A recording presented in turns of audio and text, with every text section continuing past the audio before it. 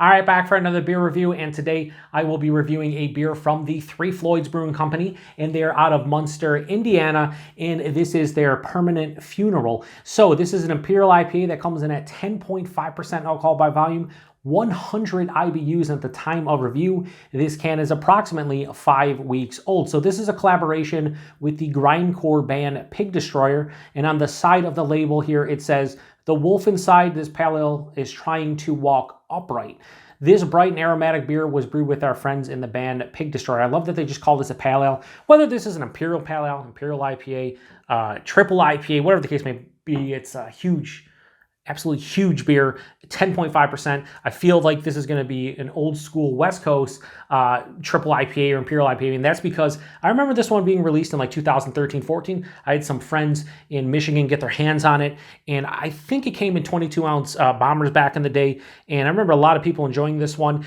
Recently on Untappd, I saw a couple friends pick this one up and love it. One of them, a very good friend of mine and viewer of the channel, Jeff, aka No Jinx, he loved it. He was like, "This is a triple IPA though," and I'm like, pretty much. But you can call it Imperial Pale Ale. You can call it Imperial IP, whatever. It's 10.5%, 100 IBUs. It's a big fucking beer.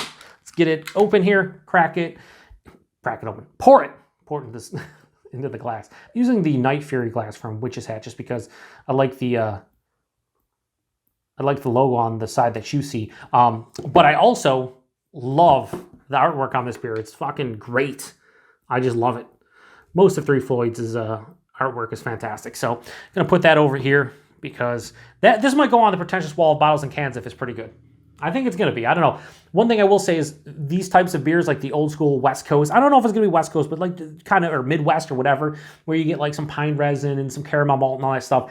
Like I feel like my palate is wanting that recently. So we'll see. So this is hazy to some degree, but it has that old school West Coast style look to it. It has like this burnt orange color to it. Like I said, hazy, about a 2.5, 3 finger of an off-white, super compact looking head. It looks beautiful in the glass, honestly. That looks just like a picturesque beer from about, 7, 8 years ago. It's a good nose. Oh, that's pretty nice. So it's not as big on like the pine resin or like the resinous hop quality in the nose. I'm getting more of like stone and tropical fruit, a little pineapple, peach, mango, things of that nature. Some like white grapefruit, orange. There is like a caramel malt sensation or just like a bready malt underneath it. But for 10.5%, this is not as boisterous as I thought it was going to be. 5 weeks old. It's been in the fridge the entire time. The place I picked it up with was in their cooler. Put it right into my fridge, so no issues with the handling. This is what I'll say about this one. The aroma is nice. It's not all impactful and in my face and like punching me in the face with all kinds of characters. But I think it's deceptive. That's what I think with this beer. I think when I take a sip of it, it's going to punch me in the taste buds. That's what it's going to do. So I want to get into it. Cheers, everyone. And that's exactly what this fucking beer did. Holy shit. So a lot of times I'm like, oh, the aroma didn't translate into the taste, or the taste was much better than the aroma. That's this case where the aroma was solid. Got like 3 or 4 characters out of it. It was nice, some fruitiness, a little bit of caramel malt, whatnot. In the taste, it's fucking way better and really delicious. Holy shit! For an old school style, like big monstrous Imperial IPA, this is fucking dangerous. Body on this one's like medium, higher side of medium. It's a slightly bigger beer, 10.5%. Probably not. I probably guess like 8.5, some maybe 9, maybe approaching 9. Not 10.5. The mouthfeel, despite the looks of it, the mouthfeel has like a new age in conjunction with an older school IPA, where it has a crisp, effervescent type of carbonation to it and feeling on the palate. But when you swallow it into the back of the palate, it's really, really smooth. This is super dangerous. Not only the fact that it hides the alcohol, I haven't talked about it yet. The alcohol is extremely well hidden. I would guess no bigger than like 8.5%, something like that on this. It's a big beer, but I'm getting a slight warming in the chest, nothing on the palate. 10.5%, fucking voodoo. The taste right at the forefront, caramel, ready malts. It hits me. Right after that, though, I'm getting like white grapefruit, closer to the peel. And then orange pops in, like a juicy orange, some peach, some apricot, stone fruits, definitely here.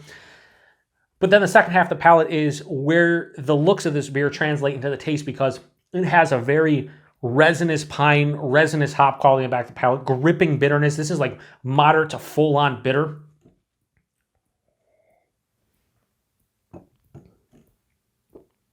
Yeah, it has a lot of hop bitterness from like the bitterness of the pith of, say, a grapefruit or an orange. But in conjunction with that, you just have the hoppy bitterness. It has like this really nice earthy pine resin type of bitterness. Semi-dry. So I will say this is a big sweet beer at the front of the palate. On the back of the palate though, everything you want this beer to do is doing it for me. It's the caramel bready malts at the forefront, mixing in with the sweeter, juicy orange, some of those sweeter, juicy pineapple. Not really pineapple. A little bit of pineapple. I meant to say peach. Peach and apricot. But in the second half, you get that resinous pine.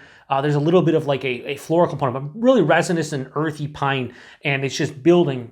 The bitterness is building in the back of the palate as I continue to talk. I'm smiling because I've said this so many times over the past couple of years reviewing beers like this. This is a beer that if I drank this in 2013, 14, I probably would not like it.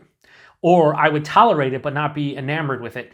And right now, this is just a welcomed change to my palate. Like drinking so many hazies and so many hazy IPAs are sweeter. They only have like a mild to moderate bitterness. They're only semi-dry. To drink something like this that gives you that big pine resin kick, the earthy resinous hop kick, almost a full-on bitterness with like a semi-dry to full-on dryness. And then you can actually taste the malts, and it's a caramel bready kind of malt sensation. These are beers that I didn't used to love, but as I continued to drink and as I continued to drink different beers and get older, my palate is acclimated now to these beers to some degree, and it's just a welcome change. This to me is a fucking fantastic old school, like West Coast Imperial IPA, triple IPA, meaning like a Midwest. It doesn't have the huge grapefruit qualities that I feel like you get a lot of times in West Coast, or you get a lot of sometimes pineapple in West Coast style IPAs. But I think the pine resin and like the malt sensation it's 75% of West Coast Imperial IPA for me. Regardless, this is fucking delicious. This is the 10.5% is hidden so well that it kind of blows my mind. And look at the lacing. What's the lacing do? Nothing. But it looks fucking fantastic. Anyway, I didn't know if I would like this as much as I do, but this is fucking delicious. So Permanent Funeral, 3 Floyds, in conjunction with Pig Destroyer. Rating. I'm going to go high 4.5 out of 5. I'm going to go 4.6 out of 5. I didn't think I'd give it, honestly, anywhere near this high of a score just because of knowing kind of what this beer is. But like I said, it's welcome to my palate, and it's one of those things where I should drink more of these. I wish breweries would brew more of these, because let's be honest. We can seek out beers like this. You can go buy your Sierra Nevada Pale Ales and Torpedoes, and you can go buy old school beers. But when breweries are releasing beers nowadays, when you go to your local bottle shop, be honest, post in the comments, what do you think? But when you go to your local bottle shop, there's hazies, whether it's singles, doubles, triples. There's fruited sours, whether they're smoothie style or kettle sour or whatever the case. There's pastry stouts. There's lagers. How often do you see an Imperial IPA 10.5% in the old school, like West Coast-ish style? Not often. The fact that I am drinking this right now and loving it as much as I am speaks volumes of where my palate is personally. Like I love all the hazies and stuff, but I need something like this, at the very least occasionally, to kind of break up the monotony of just drinking the same like half dozen styles. Anyway, going off on tangents, be a longer review, but whatever. I think this beer deserves a longer review. Anyway, price and availability. Price point, $16 a 4-pack in my neck of the woods. I'd imagine closer to the brewery is probably like $14 a 4-pack. That's fucking crazy value for something that's 10.5%. $16 a 4-pack. If this was a 10.5% New England style triple IPA, you're paying $20 to $22, maybe even $24.